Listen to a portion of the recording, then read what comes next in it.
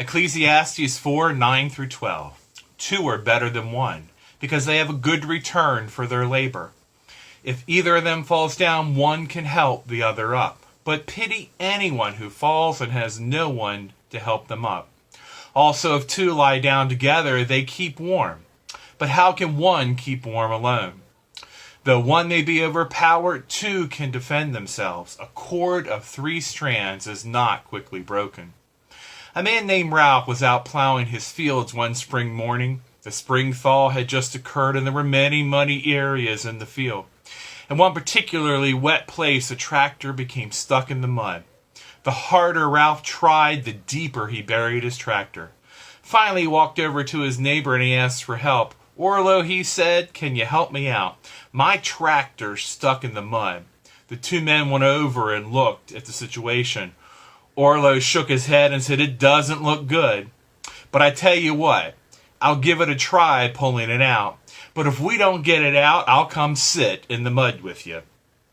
The greatest thing anyone can do for you sometimes when troubles show up is to just get down in the mud with you. How do I know this? Because that's exactly what Jesus did when he showed up. Jesus showed up among the sick and the dying, amid the prostitutes and rejected. Jesus showed up in all the wrong parts of town. Jesus showed up and made friends with thieves and tax collectors and smelly fishermen.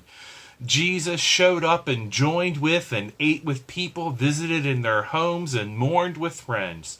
Jesus showed up and invited children to come to him.